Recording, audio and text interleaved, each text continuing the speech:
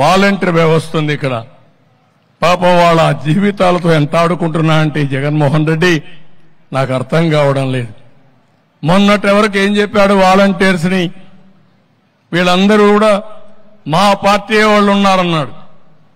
మనం ఆ రోజు కూడా చెప్పాం, మీ పార్టీ కాదు, ఈ రాష్ట్రానికి సేవలు అందించడానికి వాళ్ళని ఉపయోగించండి, రాజకీయాల కోసం కాదు, మీకు సేవ చేయడానికి కాదు, ప్రజలకు సేవ చేయడానికని చాలా స్పష్టంగా చెప్పాం. ఈ మధ్యకాలంలో వాలంటీర్ వ్యవస్థను ఉపయోగించి తద్వారా రాజకీయ లబ్ధి పొందాలని ప్రయత్నం చేశాడు. ఎన్నికల కమిషన్ ఒకటే మాట చెప్పారు, ఏవైనా సరే పెన్షన్లు ఇవ్వండి, ప్రభుత్వ ఉద్యోగుల ద్వారా ఇవ్వండి, వాలంటీర్స్ ద్వారా ఇవ్వడం కరెక్ట్ కాదని ఒక నిర్ణయం చేశారు. ఎవ్వరు కూడా ఎక్కడ కూడా నేరుగా ఇంటి దగ్గర పెన్షన్ ఇవ్వద్దని చెప్పలేదు. కానీ ఈ ముఖ్యమంత్రి దుర్మార్గుడు సేవా రాజకీయాలు చేశాడు. ముసలి వాళ్ళని తీసుకొచ్చి మంచి ఎండల్లో నిలబెట్టి పెన్షన్ ఇవ్వకుండా మళ్ళా తిరిగి పొమ్మని మళ్లీ రమ్మని, దీంట్లో పండుటాకులు లాంటి వ్యక్తులు కొంతమంది చనిపోయారు. దాన్ని సేవ రాజకీయాలు చేసే పరిస్థితి వచ్చాడు. ఇప్పుడు ఇది కూడా ఏంది, వాలంటీర్స్ అందరినీ కూడా రాజీనామాలు చేయమన్నాడు. రాజీనామాలు చేయమంటే మేమెందుకు చేస్తామని చాలా మంది రిఫ్యూజ్ చేశారు, చేయలేదు. మనం కూడా అపీల్ చేశాం, మీరు రాజీనామాలు చేయొద్దండి, మీరు వాలంటీర్లుగా ఉన్నారు, ఈ వాలంటీర్ వ్యవస్థను కొనసాగిస్తామని చాలా స్పష్టంగా చెప్పాం. దాంట్లో వాళ్ళకి ఇంకా నమ్మకం వచ్చింది. వైఎస్ఆర్ కాంగ్రెస్ పార్టీకి సేవ చేయొద్దండి, ప్రజలకు సేవ చేయండి, మీకు మేము అండగా ఉంటామని వాలంటీర్లకు పదే పదే చెప్పాం. నిన్న మొన్న చూస్తే రాజీనామాలు చేయమన్నారు, ఇప్పుడు వాలంటీర్ వ్యవస్థే లేదంటున్నారు. ఇది కొత్త వార్త. అంటే నువ్వేమైనా రద్దు చేసావా, రహస్య జీవో ఇష్యూ చేసావా? సమాధానం చెప్పనీకు, సమాధానం చెప్పకుండా వాలంటీర్ వ్యవస్థ ఉందా లేదా?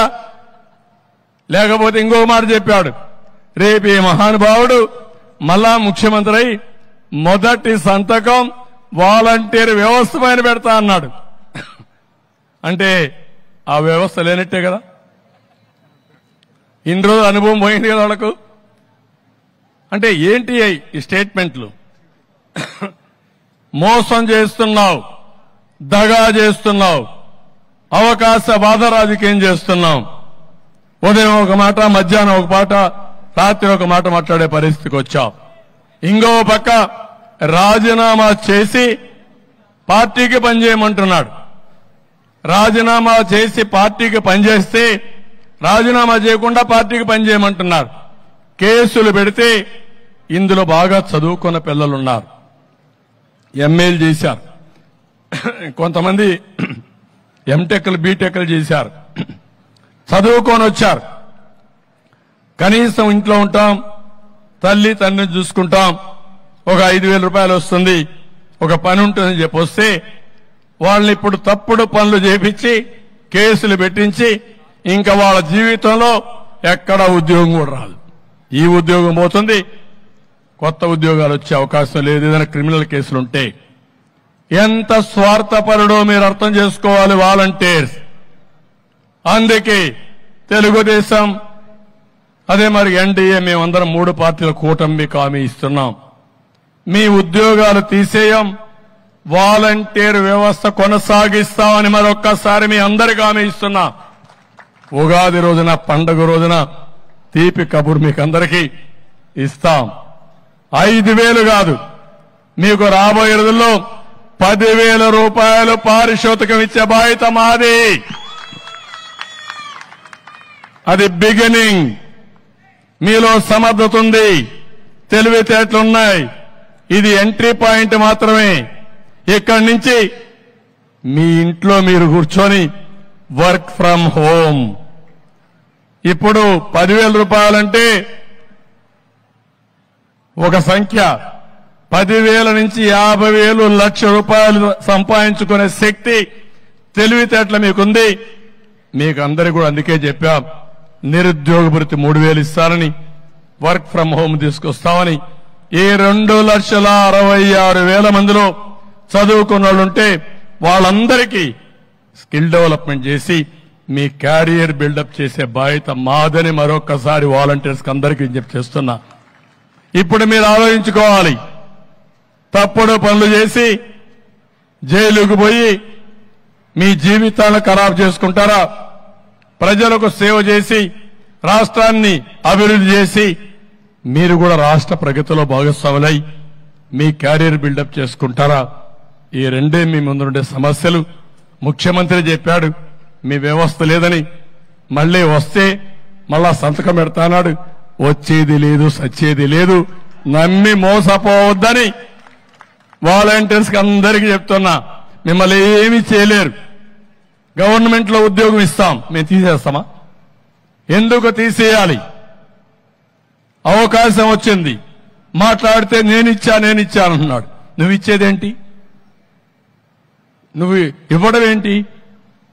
ఆ వ్యవహారం ఏంటి? పెన్షన్ నేనిచ్చా అంటాడు, నువ్వు ఇచ్చాడేంటి? ఎవరు కట్టారు ట్యాక్స్? మీ తాత డబ్బులు అయింది, మీ జాగీరా, మీ నాన్న ఇచ్చిన డబ్బులు అయింది. నువ్వు వ్యవసాయం చేసావా? నీ భారతీయ సిమెంట్ నుంచి ఇస్తున్నావా? కాదు, నేను కట్టిన పన్నుల నుంచే ఇవన్నీ కూడా పెన్షన్లు ఇస్తున్నారు. లేకుంటే మా మీద అప్పు తీసుకొచ్చి నువ్వు ఈ సంక్షేమ కార్యక్రమాలు ఇస్తున్నావు. సంపద సృష్టించిన తెలియనట్టు వ్యక్తి నువ్వు, ఆదాయం సాధించలేని వ్యక్తి నువ్వు.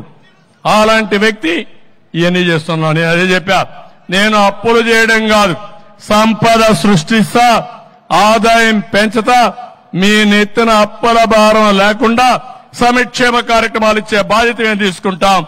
ఇంకా మెరుగైన సంక్షేమం ఇస్తా అని చెప్పి కూడా నేను మీకు తెలియజేస్తున్నా. అందుకే ఈ ఉగాది రోజు కోరుతున్నా. ఈ ఉగాది రోజున మీరందరూ సంకల్పం చేయాలి. ఇప్పటి నుంచి ప్రచారం చేయాలి. మంచికి మీరందరూ కూడా సహకరించాలి. దుర్మార్గుల్ని ఎక్కడికక్కడ దూరంగా పెట్టి ప్రజా చైతన్యంతో వీళ్ళకు బుద్ధి చెప్పే పరిస్థితి రావాలి. ఈ రోజు ఒక విషయం మీరు గుర్తుపెట్టుకోండి. ఇప్పటికే రాష్ట్రం మొత్తం భూగర్భ జలాలు బాగా ఇంకిపోయినాయి.